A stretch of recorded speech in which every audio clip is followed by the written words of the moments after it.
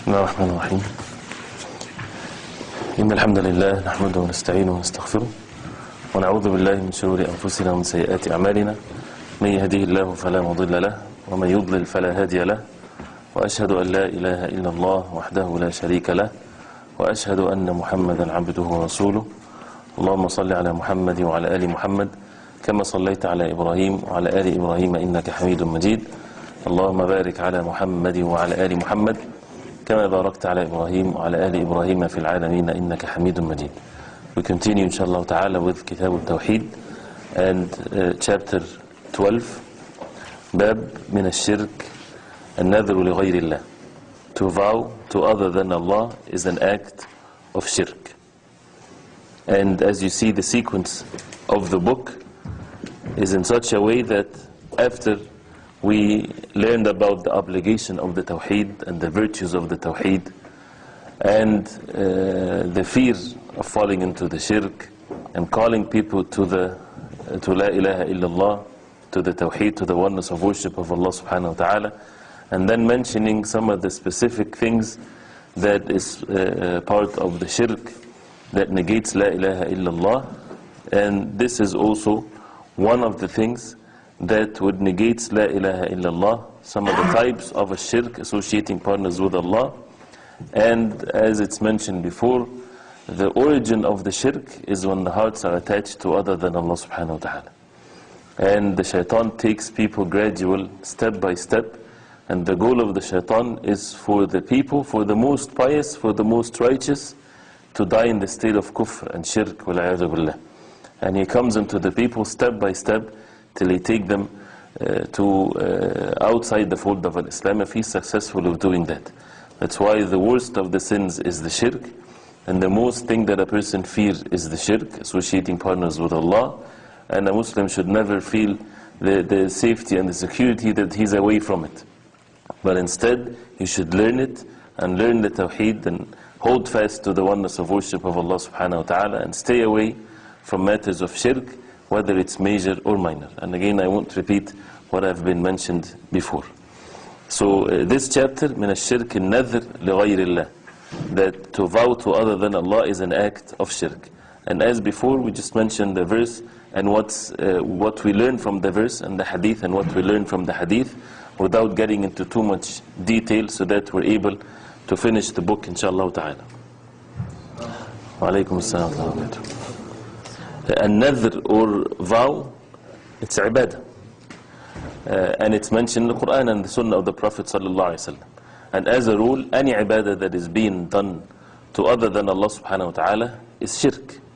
So when a person vows, makes something obligatory on himself to make an act of worship or to give charity or whatever there is, then it becomes obligatory that he has to fulfill this vow.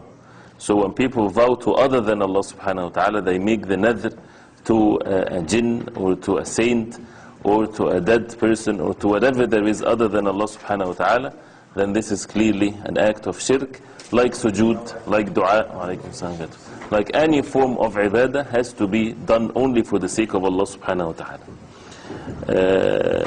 The first ayah, he says, Allah subhanahu wa ta'ala said, يُوفُونَ بِالنَّذْرِ وَيَخَافُونَ يَوْمًا كَانَ شَرُّهُ مُسْتَطِيرًا, which means they are those who fulfill their vows and they fear a day whose evil will be wide-spreading.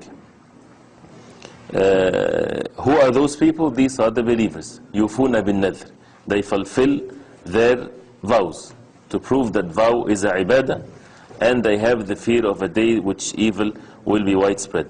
The second ayah, وَمَا أَنفَقْتُم مِّن نَفَقَةٍ أَوْ نَذَرْتُم مِّن نَذْرٍ فَإِنَّ اللَّهَ يَعْلَمُ. And whatever you spend for spendings, sadaqah and so on, or whatever vow you make, be sure Allah knows it all.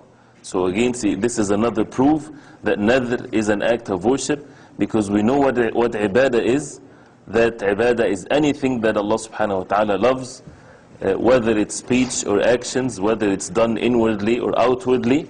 And the only way for us to know what Allah subhanahu wa ta'ala loves, that has to be something in the wahy, in the revelation, Quran and the authentic sunnah of the Prophet alayhi salatu wasalam. So we learn from these two verses that a nadhr or vow is ibadah. And any ibadah, like nadhr, if it's done to other than Allah subhanahu wa ta'ala, then this becomes a major shirk.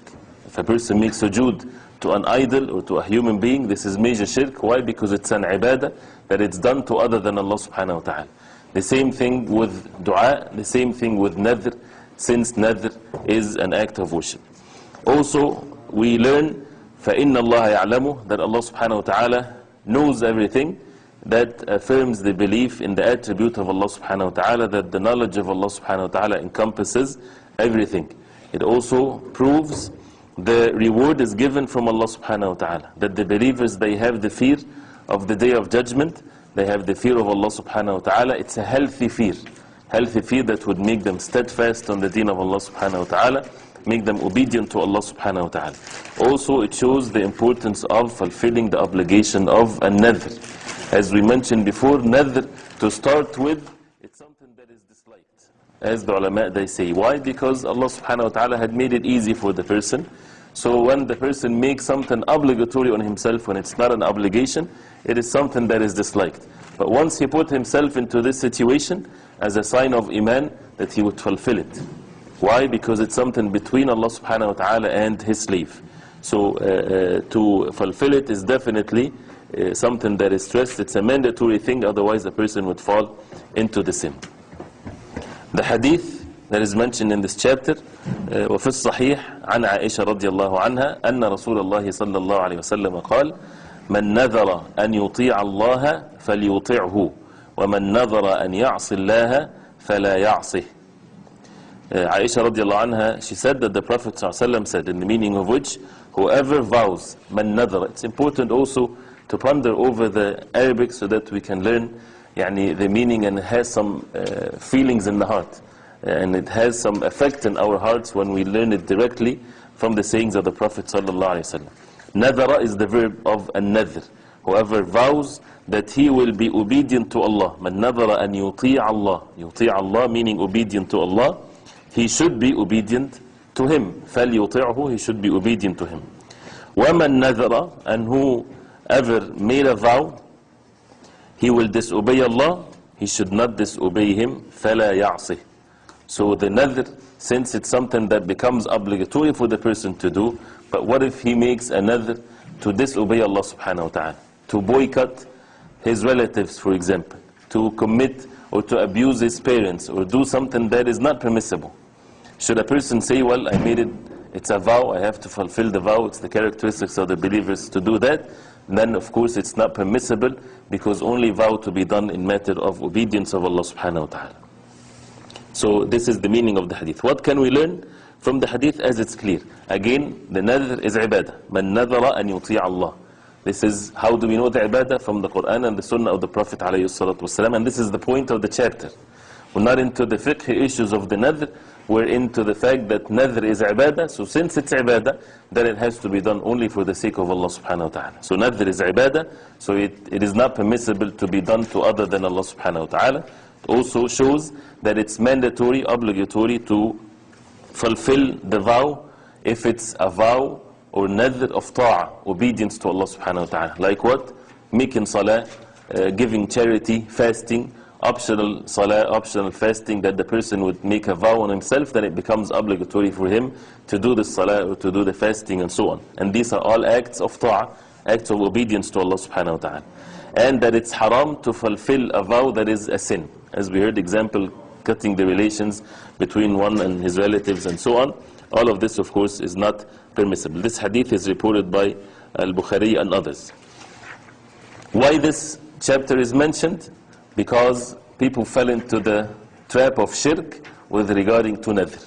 They would vow to the saints or to those who are dead.